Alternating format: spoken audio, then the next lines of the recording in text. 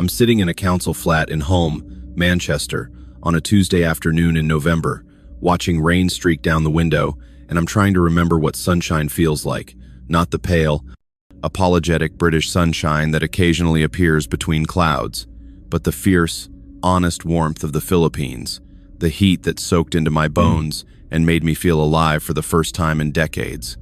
I had £280,000 when I left England 3 years ago, a modest fortune accumulated over 40 years of careful accounting work, and I believed I was flying toward a comfortable retirement filled with sunshine, companionship, and purpose. Instead, I returned 8 months ago with less than £3,000, no property, no assets, and no dignity, completely dependent on welfare benefits and a small pension that barely covers rent and food in one of the poorest areas of Manchester.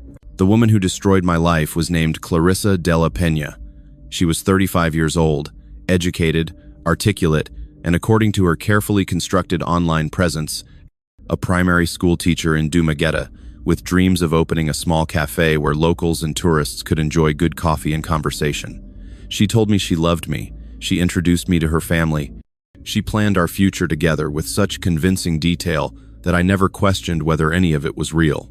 Every pound I gave her, and I gave her nearly everything I had, was transferred willingly, enthusiastically even, because I believed we were building something beautiful together.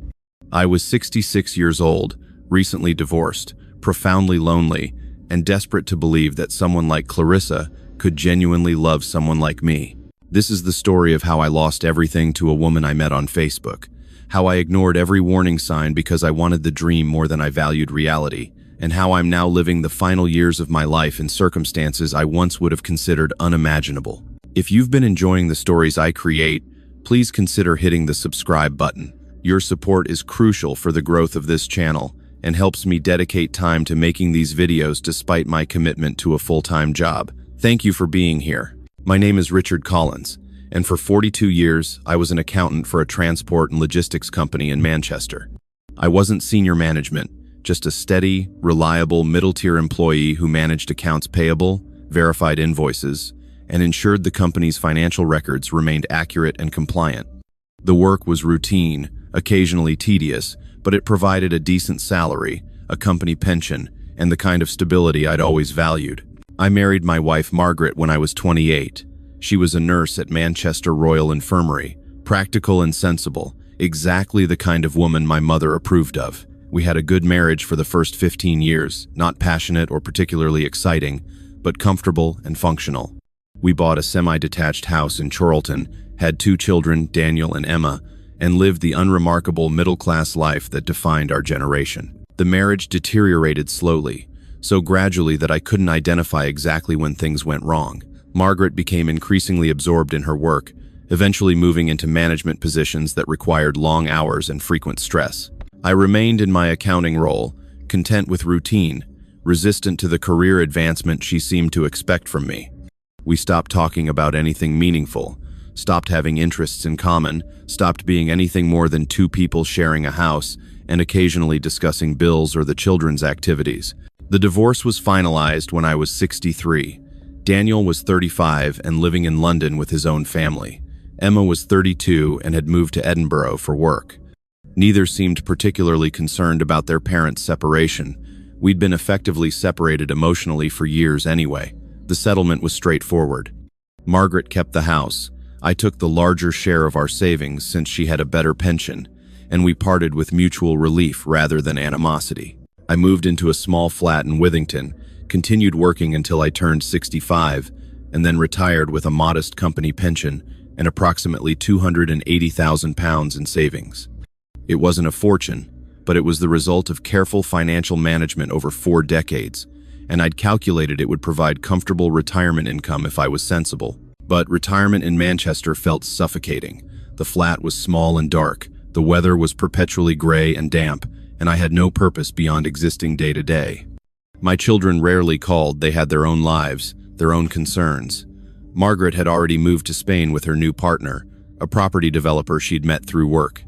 And I found myself, at 65 years old, sitting alone in my flat, wondering what exactly I'd worked 42 years to achieve. It was during one of these depressing evenings in February that I joined a Facebook group called British Expats in the Philippines.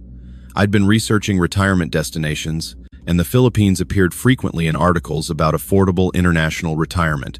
The country offered sunshine, low cost of living, English-speaking locals, and a supposedly welcoming culture toward foreign retirees. The Facebook group had over 15,000 members, British pensioners who'd relocated to various Philippine cities, sharing advice about visas, healthcare, cost of living, and daily life. I spent hours reading through posts, absorbing stories about men my age who were living comfortably on pensions that would barely cover rent in Manchester, enjoying beach views, tropical weather, and active social lives. What struck me most were the relationship stories. Many of the group members had Filipino wives or girlfriends, and they posted photographs of happy couples at beaches, restaurants, family gatherings. These weren't young men, many were my age or older, and their partners genuinely seemed to care about them, not just tolerate them the way Margaret had tolerated me for the last decade of our marriage. I told myself I wasn't going to the Philippines to find a woman. I was going for the sunshine, the affordable living, the chance to have some adventure in the final years of my life. But I'd be lying if I said the possibility of companionship wasn't part of the appeal. In March, I booked an exploratory trip to the Philippines, 3 weeks in Dumaguete, a coastal city on Negros Island that several group members had recommended as ideal for retirees. Quiet, safe, affordable, with a large expat community and a university that gave the city a more educated, cosmopolitan atmosphere than typical provincial Philippine towns. I told Daniel and Emma I was taking a holiday to Southeast Asia. Both responded with distracted encouragement, clearly not particularly interested in their father's travel plans. I didn't tell them I was considering relocating permanently. I wasn't sure myself yet. When I boarded that flight to Manila in April, I felt a mixture of excitement and terror. I'd never traveled to Asia before. I'd barely traveled anywhere beyond package holidays to Spain and Portugal. But I was determined to at least see if the Philippines could offer the kind of life that Manchester clearly couldn't. I met Clarissa de la Peña before I even arrived in the Philippines. It happened through the Facebook group about 3 weeks before my scheduled departure. I'd posted a question asking for recommendations about accommodation in Dumaguete, whether I should book a hotel or try to arrange a longer-term rental for my 3-week stay. Several group members responded with helpful suggestions, and among them was a comment from someone named Clarissa. Her profile photo showed an attractive Filipino woman, professionally dressed, smiling warmly. Her comment was thoughtful and detailed, explaining the advantages of different neighborhoods in Dumaguete and offering to help me find appropriate accommodation if I needed local assistance. "I'm a teacher here in Dumaguete," she wrote. "I know the city well and I'm happy to help a new expat find their way. Welcome to the Philippines." Her English was excellent, grammatically perfect, in a way that suggested education rather than just conversational fluency. I thanked her publicly in the comments, and she sent me a private message offering more specific help. Over the following 3 weeks, Clarissa and I exchanged dozens of messages. She asked about my background, my reasons for considering the Philippines, my interests and hobbies.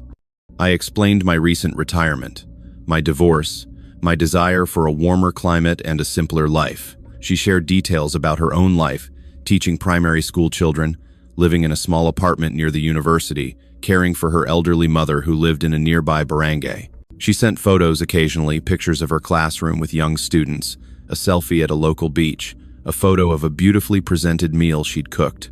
Everything about her online presence suggested education, stability, and genuine kindness.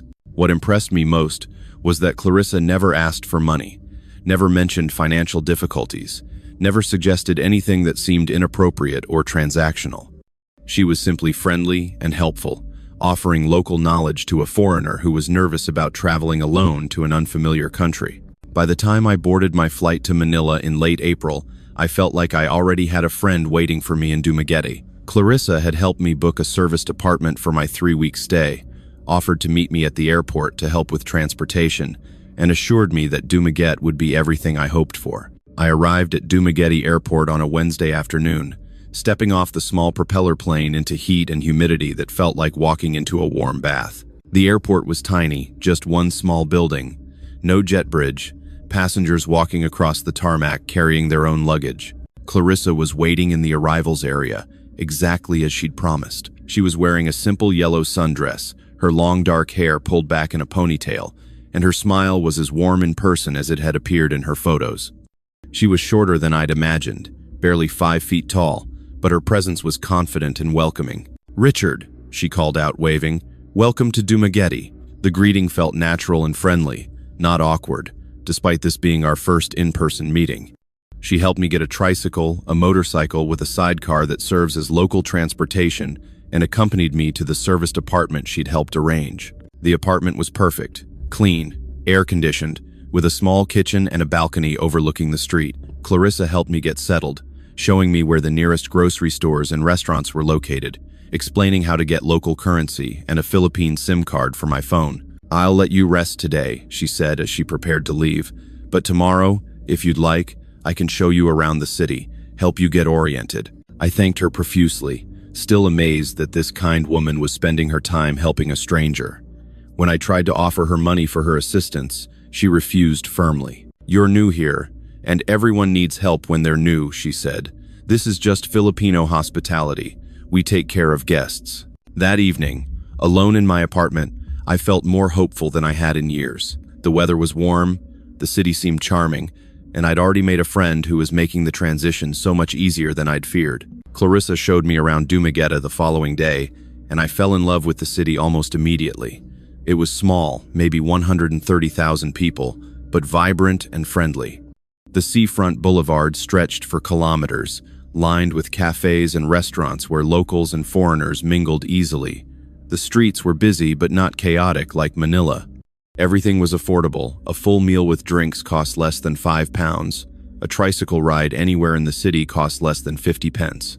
Clarissa was an excellent guide, pointing out the university, the public market, the cathedral, the best places to eat. She introduced me to several expats she knew, British and Australian men in their 60s and 70s, who'd retired to Dumaguete and were living comfortably on modest pensions. "This is Richard," she'd say. "He's thinking about retiring here. I'm showing him what makes Dumaguete special." The expats all spoke highly of the city and encouraged my plans. Several mentioned that they'd met Filipino wives or girlfriends after relocating, and their relationships seemed genuine and happy. It made the possibility of finding companionship seem normal rather than pathetic. Over my first week in Dumaguete, Clarissa and I spent time together nearly every day. She'd finish her teaching work in the early afternoon and would meet me at a cafe or restaurant, showing me different parts of the city, introducing me to local culture. She taught me basic Tagalog phrases, explained Filipino customs and etiquette, and made me feel welcomed in a way I hadn't felt in England for years. Our relationship shifted during the second week. We were having dinner at a seafront restaurant, watching the sunset over the ocean, and Clarissa asked me directly, "Are you happy here, Richard? Does Dumaguete feel like it could be home?" "I'm happier than I've been in a very long time," I admitted. "The city is beautiful, the people are kind, and I think I could build a good life here." "I'm glad," Clarissa said softly. "I've enjoyed spending time with you. You're different from many foreign men who come here. You're respectful, interested in the culture, not just looking for cheap beer and young girls." The comment made me uncomfortable because it acknowledged something I'd been trying to ignore, that some foreign men came to the Philippines for sex, tourism, and local women had to navigate that reality constantly. "That's not who I am," I said. "I came here looking for a better life, not to take advantage of anyone." Clarissa reached across the table and touched my hand. "I know. That's why I enjoy being with you." That touch, simple, brief, but intentional, changed everything. By the end of that week, we were holding hands when we walked, sitting closer together at restaurants, and the friendship had evolved into something more romantic. Clarissa told me about her previous relationship, a brief marriage to a Filipino man who'd been unfaithful and eventually abandoned her. She'd been single for several years, focused on her teaching career and caring for her mother. "Filipino men can be very difficult," she said. "They want their wives to work, to send money to their families, but they also want to be treated like kings. I've been happier alone than I was married." I shared my own marriage story, the slow deterioration, the loneliness, the sense of being invisible to my own wife. Clarissa listened with genuine sympathy, occasionally squeezing my hand in comfort. By my third week in Dumaguete, I knew I didn't want to leave. The city felt like home in a way Manchester never had. The weather was glorious. The cost of living was a fraction of England, And most importantly, I had Clarissa, beautiful, educated, kind Clarissa, who seemed to genuinely care about me. "What if I didn't go back?" I said one evening. "What if I applied for a retirement visa and stayed permanently?" Clarissa's face lit up with genuine joy. "Really? You would do that?" "I would. I am. There's nothing waiting for me in England. But here, I have you, and I have the possibility of a real life." She kissed me that night, our first kiss, gentle and sweet. "I would love for you to stay," she whispered. "I think we could be very happy together." I extended my apartment rental, began the process of applying for a retirement visa, and arranged to have more money transferred from my UK account. I told Daniel and Emma I was extending my trip indefinitely, potentially relocating permanently. Both responded with vague concern but no real opposition. They had their own lives. What I did with mine was my own business. By June, I was officially a Filipino resident with a 1-year retirement visa. I'd rented a small house in a quiet neighborhood, and Clarissa had moved in with me. We were living together as a couple, and for the first time in decades, I felt genuinely happy. Living with Clarissa was everything I'd hoped relationship life could be. She was affectionate and attentive, cooking meals for us, keeping the house organized, making me feel cared for in ways Margaret never had.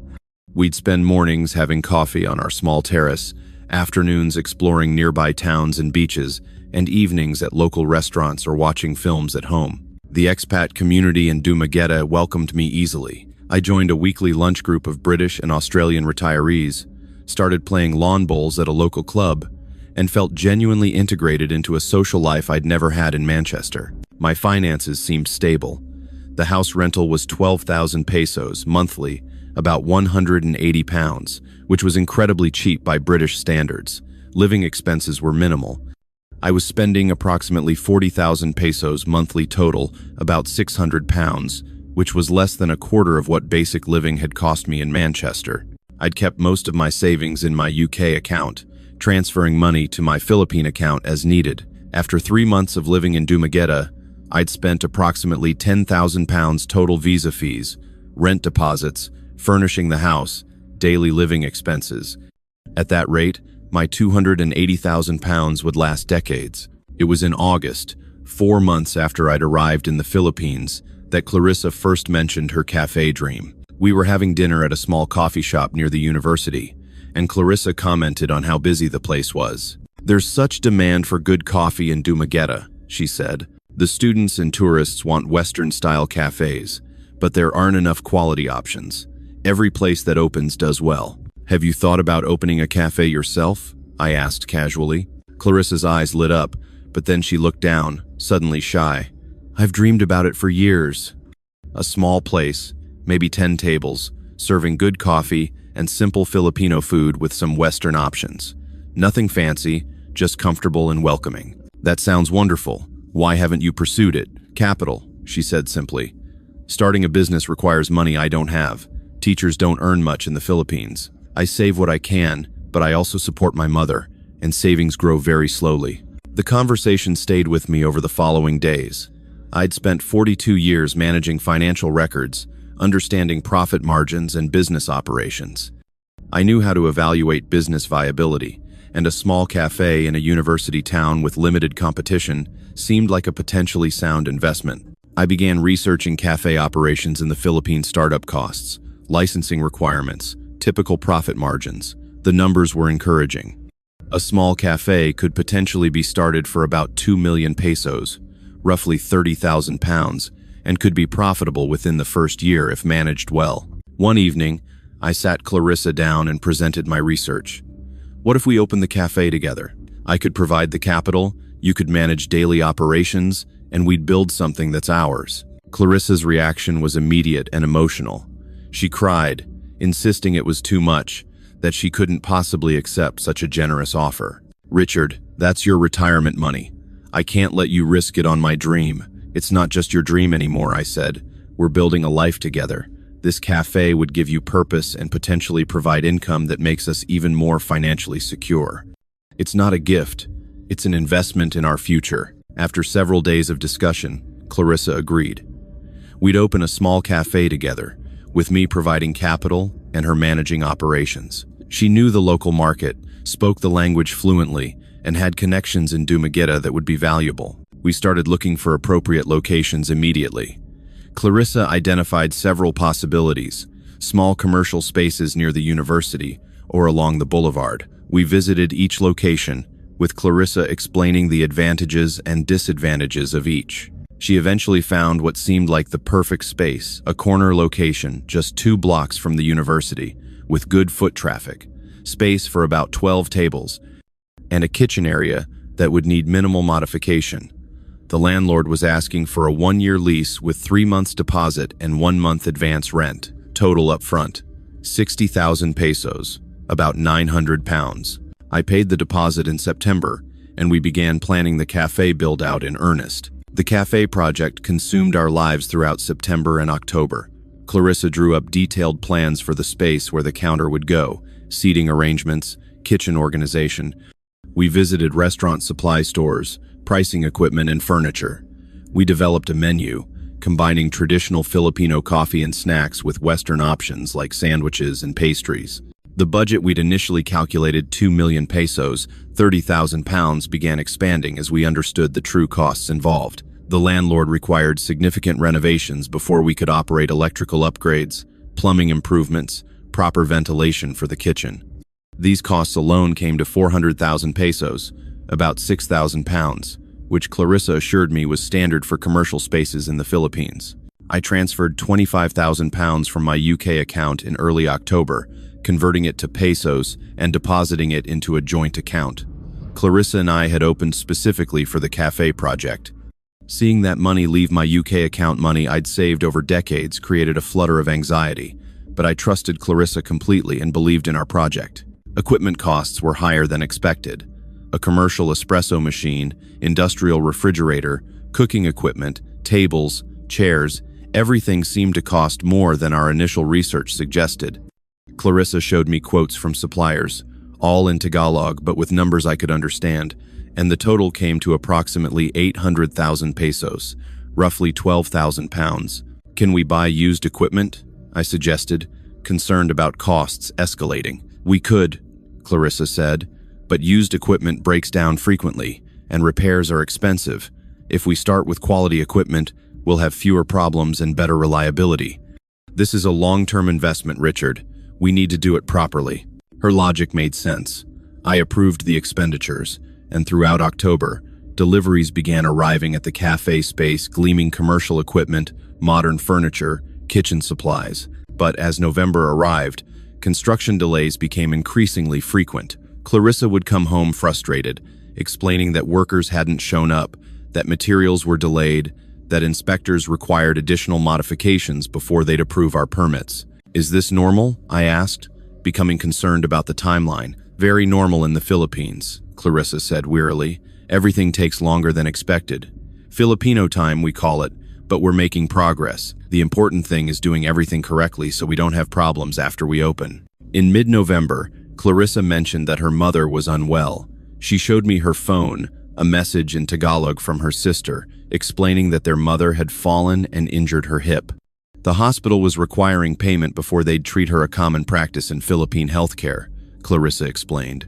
"How much do they need?" I asked. Clarissa hesitated, looking uncomfortable. 150,000 pesos, about 2,300 pounds. "Richard, I know we're already spending so much on the cafe. I can try to borrow from my siblings." "Don't be ridiculous," I interrupted. "Your mother needs medical care. We'll pay it." I transferred the money the same day, and Clarissa traveled to her home province to be with her mother during the treatment and recovery. She was gone for a week, and I missed her terribly, alone in our house, waiting for updates. When she returned, she seemed emotionally exhausted but grateful. "My mother is recovering well. The doctor said the surgery was successful. Richard, I don't know how to thank you. My family is so grateful." "You don't need to thank me," I said. "Family takes care of family." By December, we'd spent approximately 40,000 pounds on the cafe project and medical expenses. My UK account was down to 240,000 pounds, but I told myself this was exactly what the money was for building our life together, creating a business that would provide purpose and income. The cafe was supposed to open in December, but construction delays continued. Clarissa explained that the Christmas season made everything slower in the Philippines, workers taking time off, suppliers closing early, government offices operating on reduced schedules. "We'll open in January," she assured me. "Everything will be ready by then. The equipment is installed, we just need final inspections and licensing." I spent Christmas somewhat anxiously, calculating expenses and remaining funds, but reassuring myself that once the cafe opened and began generating revenue, the financial pressure would ease. January arrived with new complications. The cafe still wasn't open, and Clarissa's explanations for the delays were becoming increasingly vague. First, it was paperwork problems, licensing documents that required corrections and resubmissions. Then it was additional health code requirements modifications to the kitchen that inspectors demanded before they'd approve our permits. Each new requirement came with additional costs: 30,000 pesos for permit fees, 50,000 for kitchen modifications, 20,000 for fire safety equipment. I approved each expenditure, increasingly worried but trusting Clarissa's judgment about local requirements. In late January, Clarissa mentioned that we needed a car. We'd been using tricycles and taxis for transportation, which was fine for personal life, but impractical for running a business.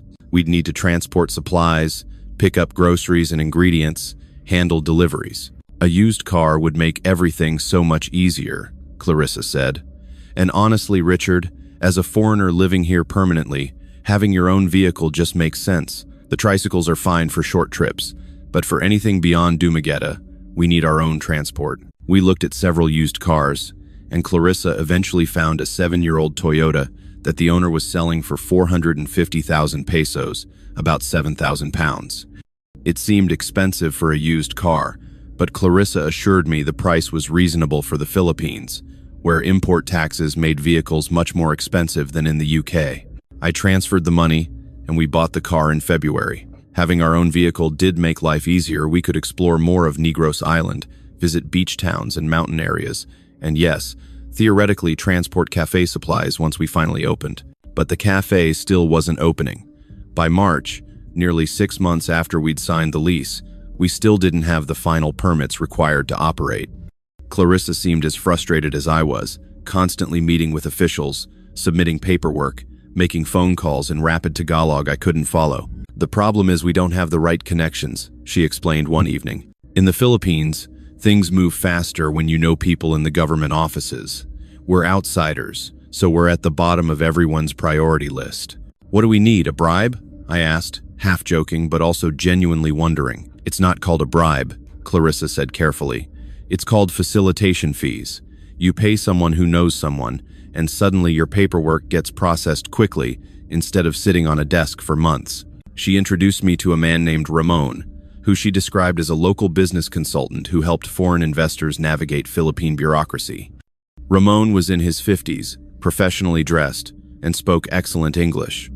Over lunch at a hotel restaurant, he explained how facilitation worked. "The system in the Philippines can be very slow unless you have assistance," Ramon said diplomatically. "For a reasonable fee, I can ensure your cafe licensing is processed within 2 weeks. I have contacts in the relevant offices who can move your applications to the front of the queue." "How much?" I asked. 150,000 pesos, about 2,300 pounds. It felt like extortion, but I was desperate. We'd invested so much already, and every month of delay meant paying rent on a space that generated no income. I agreed to Ramon's fee, transferred the money through Clarissa, and was assured our licensing would be completed rapidly. 2 weeks passed with no results. When I asked Clarissa about progress, she said Ramon was still working on it, that these things took time even with assistance. Another month passed. Still no permits, no opening date, no explanations beyond vague assurances that everything was moving forward. I was beginning to feel the first real tendrils of doubt. I'd now spent approximately 65,000 pounds, 100,000 pounds if I included the car, and had nothing to show for it beyond an empty cafe space filled with equipment and a vehicle that mostly sat in our driveway. In April, 7 months after we'd started the cafe project, Clarissa's mother had another medical emergency. This time, it was a heart problem, according to Clarissa, who showed me worried text messages from her siblings. "She needs surgery," Clarissa said, crying. "The hospital is saying it will cost 300,000 pesos. Richard, I know we've already spent so much, but this is my mother's life. I don't know what to do." 300,000 pesos was about 4,500 pounds. I was down to approximately 175,000 pounds in my UK account, and I was genuinely frightened about my financial situation.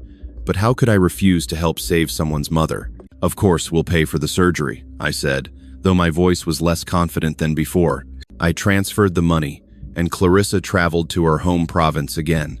She was gone for 3 days this time, and when she returned, she seemed emotionally devastated. The surgery was successful, but my mother is very weak, Clarissa said. The doctors say she'll need ongoing care, possibly a home health aide. My siblings can't afford it. They have their own families to support. I'm the only one with resources. How much would ongoing care cost? I asked, dreading the answer. Maybe 50,000 pesos monthly, about 750 pounds. I know it's a lot. We'll manage, I said, though I had no idea how. Throughout April and May, I was transferring approximately 70,000 pesos monthly to Clarissa for her mother's care, in addition to our regular living expenses and the ongoing cafe costs. My UK account was declining rapidly, dropping below 160,000 pounds by the end of May. I still hadn't seen Clarissa's mother. Every time I suggested visiting her family, Clarissa would explain that her mother was too unwell for visitors, or that the timing wasn't right, or that the journey was difficult and we should wait until her mother was stronger. The cafe still wasn't open. The licensing was supposedly imminent, but imminent had been the status for months now. I suggested we cut our losses and close the project, but Clarissa became emotional. We've invested so much, she said. If we give up now, we lose everything. We're so close, Richard. Just a little more patience. But my patience was running out, and so was my money. I was down to roughly 150,000 pounds, barely half of what I'd arrived in the Philippines with just 1 year earlier. At the current rate of spending, I'd be completely broke within 18 months. I tried discussing my financial concerns with Clarissa, but she would become defensive and hurt, accusing me of not trusting her, of valuing money more than our relationship. I've given you everything, she said during one argument. I left my apartment. I live with you. I've introduced you to my family. I'm building a business with you.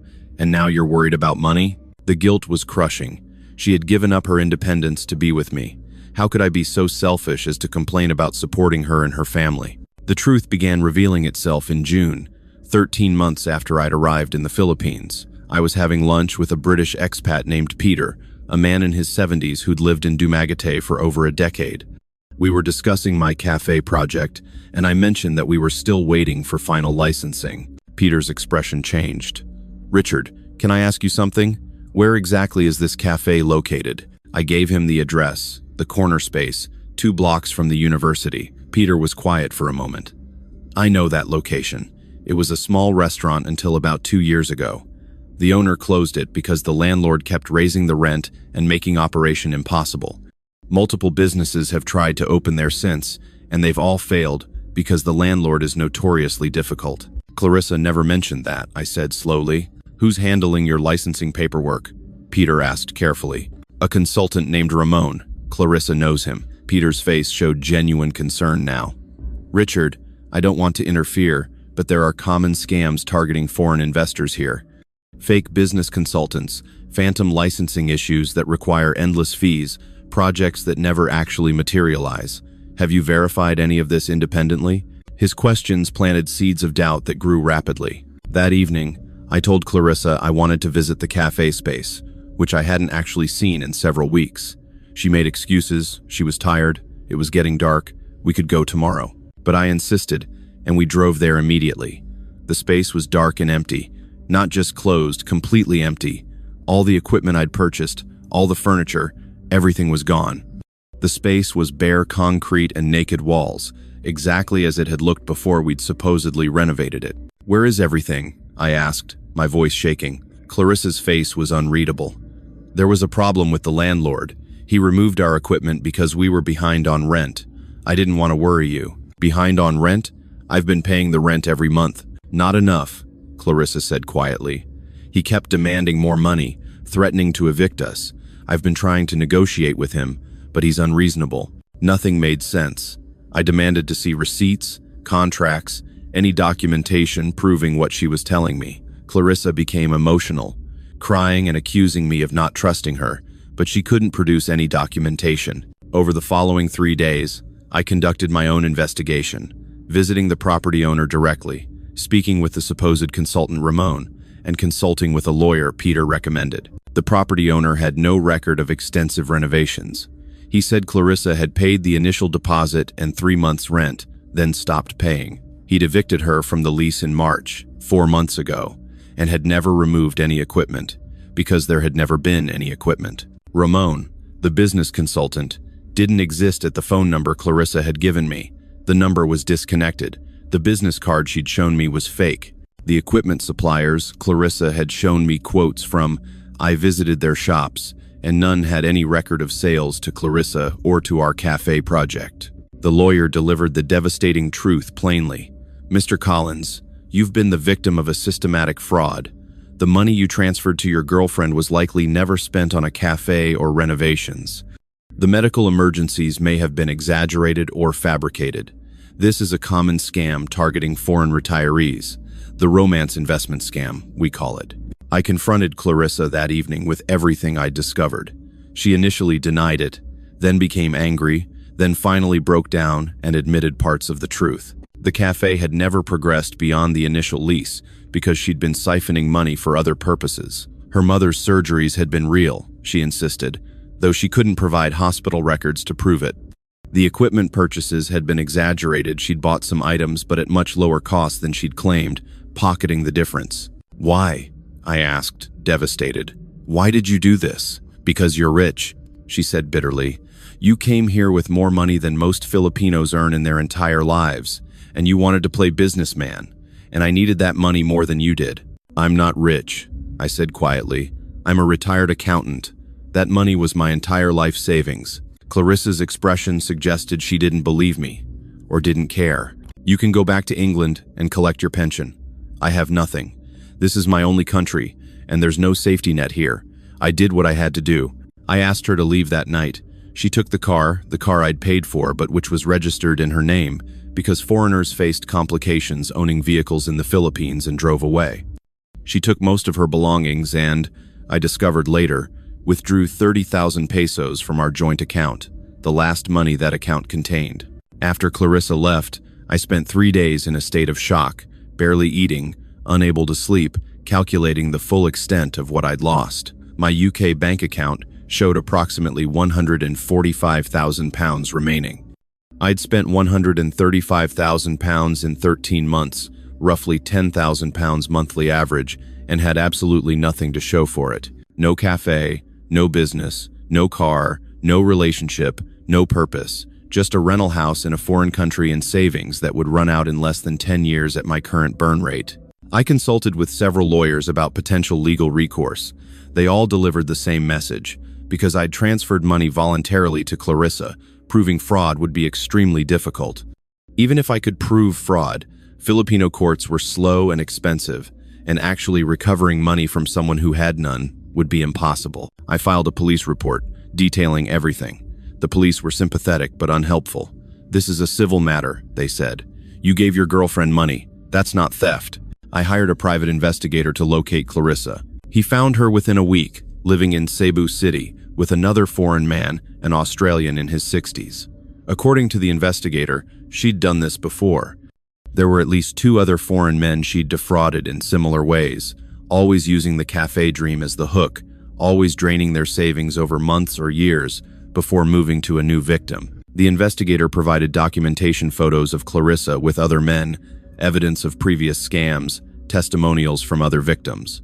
Armed with this evidence, I returned to the police, demanding action. They opened an investigation but warned me it would take years and likely result in no prosecution. She has no assets to recover, the detective said. Even if we charge her, even if she's convicted, you won't get your money back. By August, 2 months after Clarissa had left, I made the decision to return to England. I couldn't afford to stay in the Philippines anymore.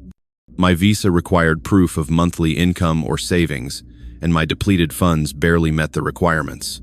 More importantly, I had no reason to stay. The dream was dead. I bought a one-way ticket to Manchester for late September. I sold what little furniture I had, terminated my house lease, and began the humiliating process of figuring out how to survive in England with barely any money. I had £140,000 remaining. It sounded like a substantial amount, but I knew better. Rent in Manchester would be at least £800 monthly for anything decent. Council tax, utilities, food, transport, I'd be spending at least £1,500 monthly minimum. My small pension, about £700 monthly, would help, but even combined with careful budgeting, my money would last maybe 7 or 8 years. I was 66 years old. I needed my money to last another 20 or 25 years. It wouldn't. I contacted the Manchester City Council before returning, explaining my situation and asking about housing assistance. They were helpful but honest. I didn't qualify for council housing because I'd voluntarily left England and voluntarily depleted my savings. I could apply for universal credit and pension credit to supplement my income, but I'd need to rent privately first. I arrived in Manchester on a gray October morning, stepping off the plane into cold rain, feeling like I'd aged 20 years in the 18 months I'd been gone. My daughter Emma picked me up from the airport. She'd agreed to let me stay with her temporarily while I sorted out housing. The car ride to her flat was mostly silent. She didn't ask many questions, and I was grateful for her discretion. When we arrived, she showed me to her tiny spare bedroom, barely large enough for a single bed and a small dresser. "You can stay here for a few weeks," Emma said carefully. "But Dad, I don't have space for long term. You need to find your own place." I spent the next 3 weeks searching for affordable accommodation and navigating the bureaucracy of benefits applications. The cheapest one-bedroom flat I could find was in Home, one of Manchester's most deprived areas, for £700 monthly. With my pension and benefits, I could barely afford it, but I had no choice. I moved into the council flat in November, 3 years ago. It's where I'm sitting now, writing this, watching rain streak down the window, trying to comprehend how I went from a comfortable retirement with £280,000 to living on benefits and social housing with barely enough money to cover basic expenses. I'm 69 years old now, living in a council flat in Hulme on a combination of state pension, pension credit, and universal credit that together provide me about £1,400 monthly. My rent takes half of that. Utilities, council tax, food, and transport consume most of the remainder. I have perhaps £50 monthly for anything beyond basic survival. The £140,000 I brought back from the Philippines is now down to about £95,000, depleted by 3 years of supplementing my inadequate income. At the current rate, it will last another 15 years maximum. After that, I'll be entirely dependent on state benefits, with no cushion, no savings, no security whatsoever. I tried finding work when I first returned, part-time bookkeeping, retail, anything to generate additional income. But at 66, after being out of the workforce for several years, I was universally rejected. Employers don't want to hire elderly men with gaps in their employment history and no recent experience. I volunteer now, 3 mornings a week, at a charity that supports scam victims. It's unpaid work, but it gives me purpose and helps others avoid the catastrophic mistakes I made. The charity sees several cases, weekly British pensioners who've been defrauded by romance scams, investment schemes, fake businesses. The Philippine scam is common, but similar patterns exist in Thailand, Vietnam, Colombia, and dozens of other countries where aging Western men seek companionship and are systematically exploited. I've shared my story publicly, written about it in expat forums and scam awareness websites, allowed my name and experience to be used in educational materials. The responses are varied. Some people express sympathy, others are judgmental, saying I was stupid and greedy and deserved what happened. Both responses are probably accurate. My relationship with my children is strained. Emma is sympathetic, but busy with her own life, and frustrated that her father's poor judgment has created a situation where he might eventually need financial support she can't afford to provide. Daniel rarely calls. I don't blame either of them. I'm a cautionary tale, an embarrassment, not someone they're proud to claim as family. Clarissa was never prosecuted. The investigation in the Philippines stalled and eventually closed due to lack of cooperation from witnesses and inability to locate her consistently. The private investigator found evidence she'd moved to Thailand in late 2022, possibly running similar scams there under a different identity. She'll never face consequences for what she did to me and others. The question people always ask is, how could you not have known? And the truth is, I did know, or at least I suspected. There were warning signs from the beginning, requests for money that escalated gradually, documentation I couldn't verify, explanations that didn't quite make sense. But I ignored every warning, because I wanted desperately to believe that Clarissa loved me, that we were building something real together, that my retirement could be filled with sunshine and companionship rather than lonely gray poverty in Manchester. I chose belief over skepticism because belief felt better.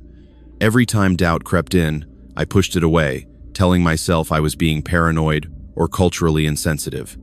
Clarissa was skilled at manipulating those doubts, framing my questions as distrust that insulted her honor and our relationship. The hardest truth to accept is that she never loved me, not even a little.